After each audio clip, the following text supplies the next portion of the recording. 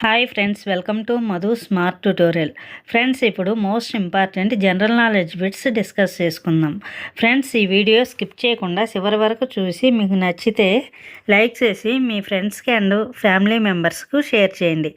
అదేవిధంగా ఇప్పటి వరకు సబ్స్క్రైబ్ చేయకపోతే సబ్స్క్రైబ్ చేసి పక్కనే ఉన్న బెల్ ఐకాన్ని యాక్టివేట్ చేయండి.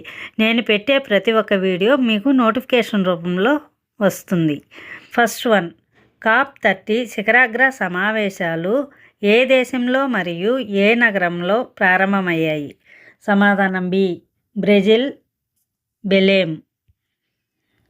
COP30 సమావేశాల్లో సమీక్షించబడే జాతీయ నిశ్చయ వాటాలు దేనిని సూచిస్తాయి?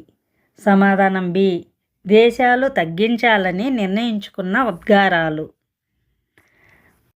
అందెశ్రీ రచించిన ఏ పాటను తెలంగాణ రాష్ట్ర ప్రభుత్వం రాష్ట్ర గీతంగా గుర్తించింది? సమాధానం సి, జయ జయ హే తెలంగాణ. అందెశ్రీ అసలు పేరు ఏమిటి? సమాధానం బి, అందే ఎల్లయ్య.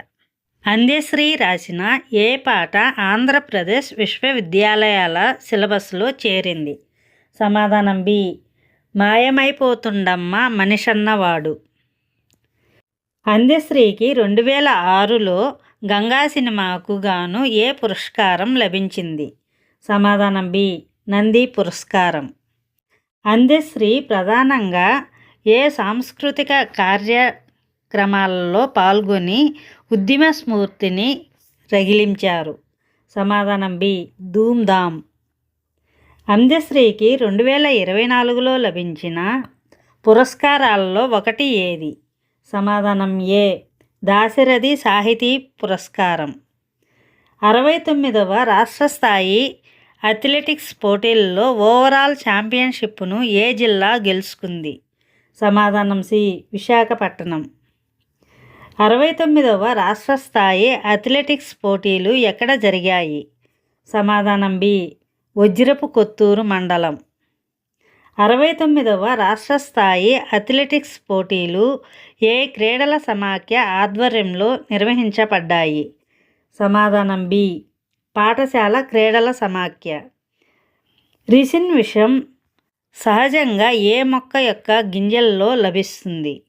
సమాధానం బి, ఆముదం. National board for wildlife NBWL ఏ చట్టంలోని సెక్షన్ 5A కింద ఏర్పాటు చేయబడిన చట్టబద్ధమైన సంస్థ? సమాధానం బి, వన్యప్రాణి సంరక్షణ చట్టం 1972.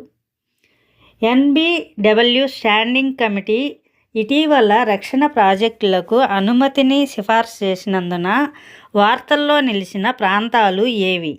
సమాధానం బి, లడఖ్ మరియు అరుణాచల్ ప్రదేశ్. ఇటీవల భారత రాష్ట్రపతి మొట్టమొదటిసారిగా ఏ ఆఫ్రికా దేశంలో పర్యటించారు?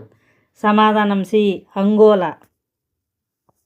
ఈజిప్ట్ ఇటీవల సహజ వాయువును కనుగొన్న బదర్ 15 ప్రాంతం ఏ ఎడారిలో ఉంది? సమాధానం డి, పశ్చిమ ఎడారి. కెనరీ దీవుల్లో ఉన్న స్పెయిన్లోని అత్యంత ఎత్తైన శిఖరం ఏది? సమాధానం బి, టెయిడే శిఖరం. భారతదేశ EEZ పరిధిలో లోతైన సముద్ర చేపల వేట కోసం డిజిటల్ యాక్సెస్ పాస్ పొందడానికి ఉపయోగపడే పోర్టల్ ఏది? సమాధానం డి, రీ-ఏఎల్ క్రాఫ్ట్ పోర్టల్. వన్యప్రాణుల సంరక్షణ కోసం కేంద్ర ప్రభుత్వానికి సలహా ఇచ్చే భారతదేశ అత్యున్నత స్థాయి చట్టబద్ధమైన సంస్థ ఏది? సమాధానం B, national board for wildlife NBWL. NBWL కమిటీకి ఎవరు అధ్యక్షత వహిస్తారు? సమాధానం సి, ప్రధానమంత్రి.